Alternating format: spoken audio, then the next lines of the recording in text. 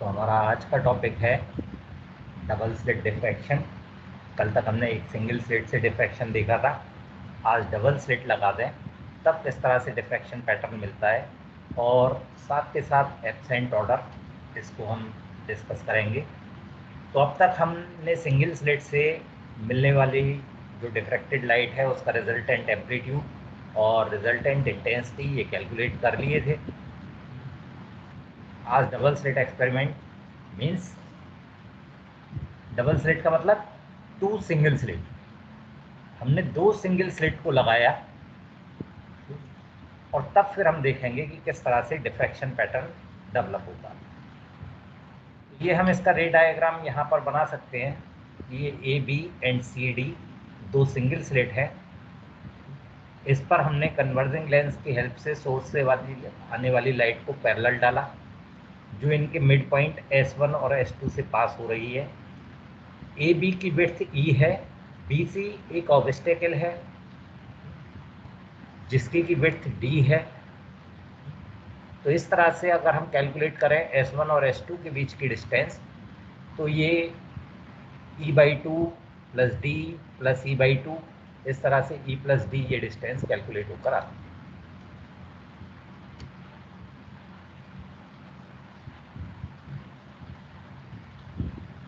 E/E plus D जो है S1 और S2 के बीच की डिस्टेंस हो गई।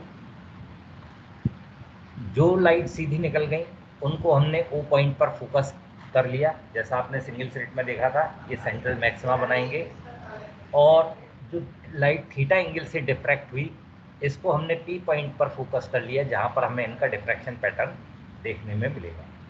तो P पॉइंट पर इंटेंसिटी किस तरह से वेरी कर रही है इसको हम कैलकुलेट करेंगे।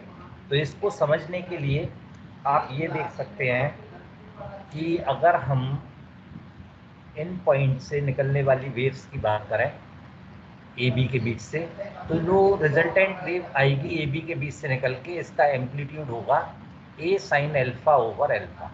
जैसा कि सिंगल स्लिट में हमने कैलकुलेट किया था कि सिंगल स्लिट से निकलने वाली जो वेव है उसका रिजल्टेंट एम्पलीट्यूड ए साइन एल्फा ओवर एल्फा होगा।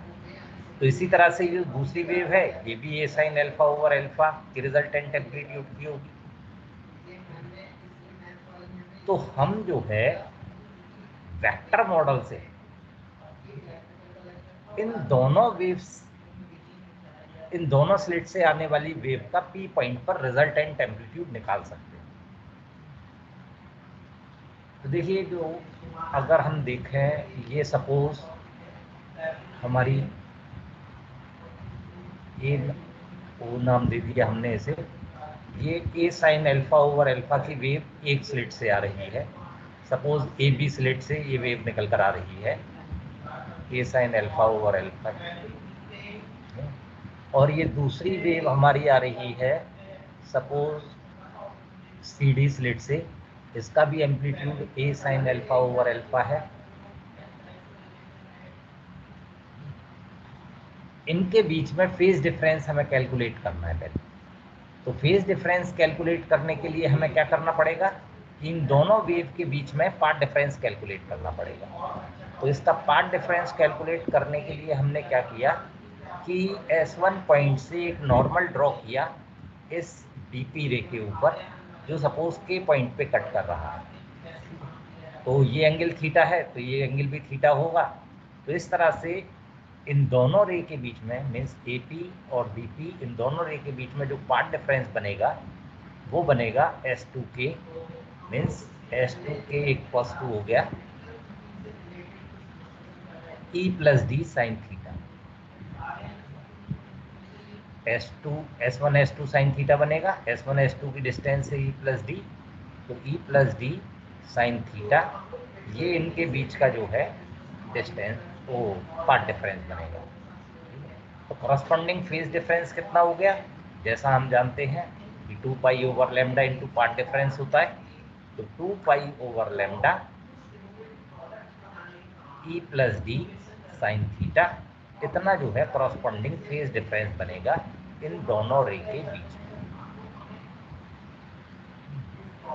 तो हम यहाँ वेक्टर मॉडल में जो फेज डिफरेंस रखेंगे दैट विल बी डेल्टा। तो अब हम इस वेक्टर मॉडल से, सपोज ये ए बी, उसको हमने नाम दे दिया, तो अब हम इस वेक्टर मॉडल से रिजल्टेंट एम्पलीट्यूड निकाल सकते हैं। सपोज ये आर इसका एम्पलीट्यूड है, तो हम जानते हैं कि वेक्टर मॉडल से जो फॉर्मूला बनेगा R square equals to O A square plus A B square A B whole square plus 2OA OB AB OA AB cos delta. ये फेज डिफरेंस, ये रिजल्टेंट एम्पलीट्यूड हम यहाँ कैलकुलेट कर सकते हैं।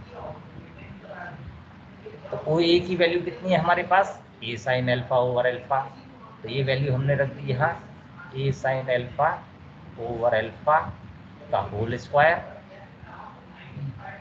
दूसरी वैल्यू हमने रख दी ए बी की, ये भी ए साइन एल्फा ओवर एल्फा है, तो ए साइन एल्फा ओवर एल्फा का होल स्क्वायर, ये दूसरी वैल्यू हमने यहाँ रख दी।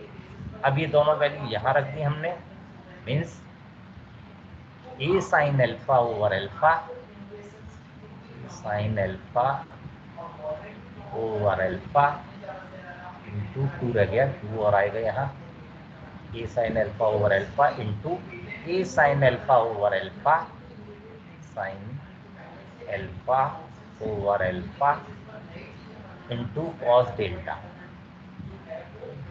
Cos delta. तो अगर हम इसको सिंप्लीफाई करें तो इसको इस तरह से लिख सकते हैं, और R square equals to A sine alpha over alpha का स्क्वायर, ये बन गया a square sine square alpha over alpha square. इसको हमने कॉमन ले लिया, तो अगर हम इसको कॉमन ले लेंगे तो हमारे पास अंदर बचेगा 2 + 2 cos delta.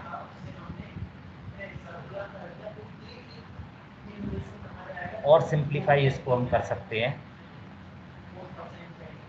Are square equals to A sine alpha A square sine alpha sine square alpha over alpha square, इधर 2 भी कॉमन आ जाएगा और ये बन जाएगा 1 + कॉस डेल्टा को हम लिख सकते हैं 2 कॉस स्क्वायर डेल्टा बाई 2, तो 2 × 2, तो ये बन गया 4 cos square delta by 2 cos square delta by 2। Resultant amplitude का स्क्वायर, हम इसको इंटेंसिटी कहते हैं, तो हम इंटेंसिटी लिख सकते हैं यहाँ पर I इक्वल्स टू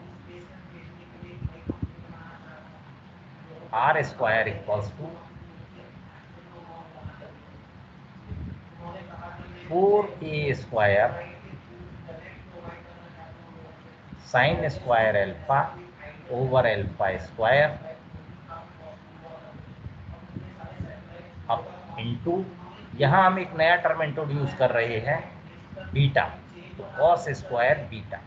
तो कॉस बीटा जो है, बीटा की वैल्यू डेल्टा बाई 2 हम एज्यूम करते हैं, तो हमारे पास इस तरह से ये रिजल्टेंट इंटेंसिटी का फॉर्मूला डेवलप हो जाता है 4A square sine square alpha over alpha square into cos square beta, जहाँ एल्फा की वैल्यू आप लोगों ने पढ़ी हुई है पाई e sine theta over lambda, और जो बीटा की वैल्यू है ये डेल्टा बाई 2 के इक्वल होता है, where beta equals to delta by 2,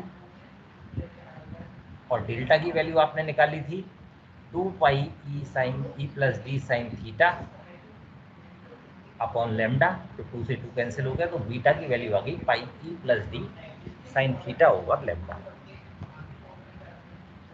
अब बात आती है, अगर हम इस इक्वेशन से देखें कि इंटेंसिटी किस तरह से वेरी करती है, तो वो हम यहाँ से चेक कर सकते हैं, यहाँ से कैलकुलेट कर सकते हैं इंटेंसिटी का वेरिएशन। तो अगर हम गौर से देखें इस इक्वेशन को, तो इस इक्वेशन में हमें 2 फैक्टर नज़र आ रहे हैं। एक a square sine square alpha over alpha square, जो कि हम जानते हैं कि डिफ्रैक्शन का फैक्टर है।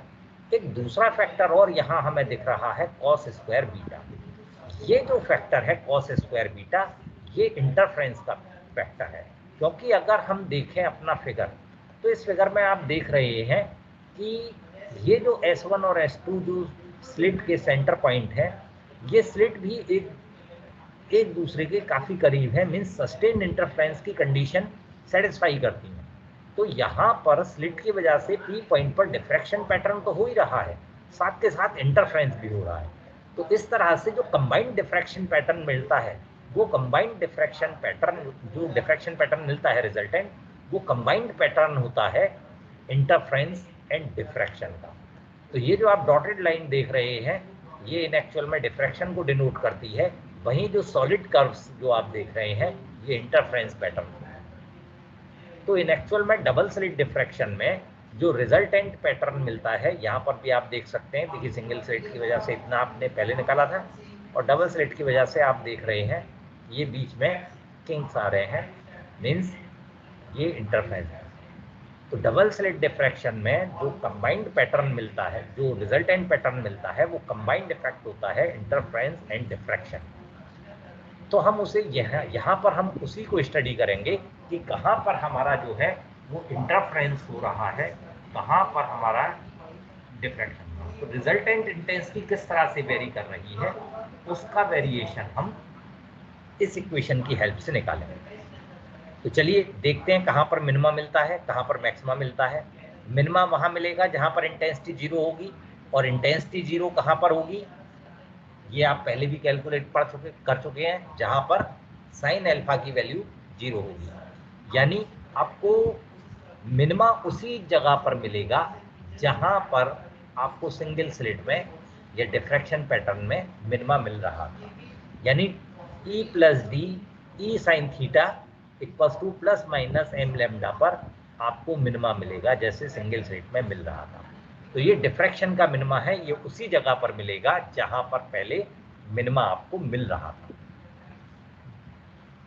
वेयर m इक्वल्स टू 1 2 3, आपको पता ही है ये m इक्वल्स टू 0 पर, 0 पर आपने पहले सेंट्रल मैक्सिमा निकाला था, तो वही सेंट्रल मैक्सिमा आपको 0 डायरेक्शन में ही मिलेगा, ठीक है, जिसकी इंटेंसिटी मैक्सिमम होगी। अब बात आती है मैक्सिमा कि मैक्सिमा कहाँ मिलेगा। मैक्सिमा देखो, मैक्सिमा जहाँ पर डिफ्रैक्शन के मैक्सिमा है वहाँ तो मैक्सिमा एग्जिस्ट करेंगे ही करेंगे, लेकिन इंटेंसिटी मैक्सिमम वहाँ पर होगी जहाँ पर डिफ्रैक्शन इंटरफ्रेंस का मैक्सिमा होगा। और इंटरफ्रेंस के मैक्सिमा के लिए जो इंटरफ्रेंस का फैक्टर कौन सा है, अगर आप देखें इंटरफ्रेंस का फैक्टर है कॉस स्क्वायर बीटा। तो कॉस स्क्वायर बीटा की जहाँ पर वैल्यू मैक्सिमम होगी वहाँ पर इंटरफ्रेंस का मैक्सिमा मिलेगा। तो कॉस स्क्वायर बीटा की वैल्यू जो है मैक्सिमम वैल्यू होती है 1, और ये वैल्यू कहाँ मिलेगी, प्लस माइनस एन पाई पर, जब बीटा की वैल्यू प्लस माइनस एन पाई होगी। तो इस जगह पर इंटरफ्रेंस के मैक्सिमा मिलेंगे। बीटा की अगर वैल्यू रखते हैं तो in terms of path difference आ जाएगा E plus d sine theta equals to plus minus n lambda. इन जगह पर इंटरफ्रेंस के मैक्सिमा मिलेंगे, यहाँ पर आपको इंटेंसिटी मैक्सिमम मिलेगी, where n equals to 0 1 2 3 and so on. तो ये वो वैल्यूज हैं जहाँ पर आपको इंटरफ्रेंस के मैक्सिमा मिलेंगे। लेकिन यहाँ हम एक और खास चीज देख रहे हैं, अगर हम इन पैटर्न्स को स्केच करें, मीन्स ग्राफ पेपर के ऊपर बनाएं, तो ये सपोज हमारी पाई वैल्यू हो गई, और ये सपोज 2 पाई वैल्यू हो गई, जैसा कि हमने पहले आईडी कैरेक्टरिस्टिक्स बनाई थी। और ये सपोज हमारी 3 पाई वैल्यू हो गई, और इसी तरह से ये हमारे माइनस पाई हो गई, ये माइनस 2 पाई हो गई, और फिर ये माइनस 3 पाई हो गई सपोज, और इसी तरह ये 0 है हमारा, ये डिफ्रैक्शन का है, और ये वाला टर्म, ये जो ग्राफ है हमारा, ये इंटरफ्रेंस का हम बना रहे हैं। 2 पाई 3 पाई। इस वाले ग्राफ पर हम इंटरफ्रेंस कट प्लॉट करेंगे। तो हम देख सकते हैं कि कहाँ पर हमें इंटरफ्रेंस का मिनिमा मिल रहा है, कहाँ पर मैक्सिमा मिल रहा है, कहाँ पर डिफ्रैक्शन का हमें मिनिमा मिल रहा है, कहाँ पर मैक्सिमा मिल रहा है। तो चलिए कैलकुलेट करना शुरू करते हैं। तो इंटरफ्रेंस डिफ्रैक्शन का सबसे पहले करते हैं। डिफ्रैक्शन का हमें मिनिमा मिल रहा है pi equals to plus minus m pi पर, यानी प्लस माइनस 1 पाई 2 पाई 3 पाई पर। इन पर हमें मिनिमा मिल रहा है और सेंट्रल मैक्सिमा हमें 0 पर मिल रहा है। तो अगर हम प्लॉट करें तो ये प्लॉट बनेगा, माइनस पाई और प्लस पाई पर 0 हो जाएगा, फिर 2 पाई पर 0 हो जाएगा, फिर 3 पाई पर 0 हो जाएगा। इंटेंसिटी का वेरिएशन बिल्कुल उसी तरह से रहेगा जैसा सिंगल स्लिट में। ये इंटरफ्रेंस मैक्सिमा की बात करें तो इंटरफ्रेंस की खास बात क्या होती है कि इंटरफ्रेंस में इंटेंसिटी बराबर होती है, चाहे वो पहली पीक की हो चाहे लास्ट वाली पीक की हो, इंटेंसिटी सबकी बराबर होती है।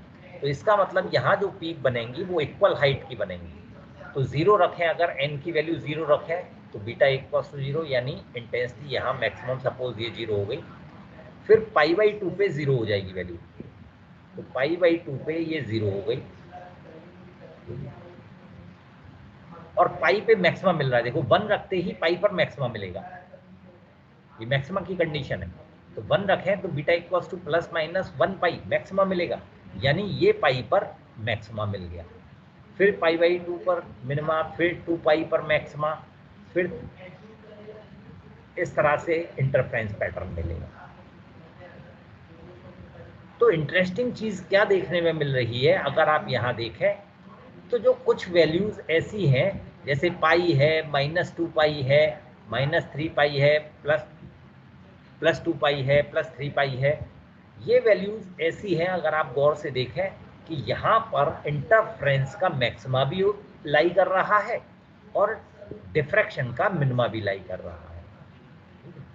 तो पैटर्न में जहाँ पर ये ओवरलैपिंग वाली कंडीशन हो, मीन्स जहाँ पर इंटरफ्रेंस का मैक्सिमा भी लाई करे और डिफ्रैक्शन का मिनिमा भी लाई करे, तो वो वैल्यूज पैटर्न में से गायब हो जाती है, एब्सेंट हो जाती है, और इन्हीं स्पेक्ट्रा को हम बोलते हैं एब्सेंट स्पेक्ट्रा। अगर हम इनकी कंडीशन निकालें तो हम ये जो इनकी इक्वेशन है E + d sin theta ± n lambda और E sin theta equals to ± m lambda, इनके डिवीज़न करके हम ये कंडीशन निकाल सकते हैं, ये इक्वेशन निकाल सकते हैं, जिसकी हेल्प से हम मालूम कर सकते हैं कि कौन कौन से इंटरफ्रेंस के मैक्सिमा किस किस डिफ्रैक्शन के मैक्सिमा से ओवरलैप करेंगे पर्टिकुलर केसेस में।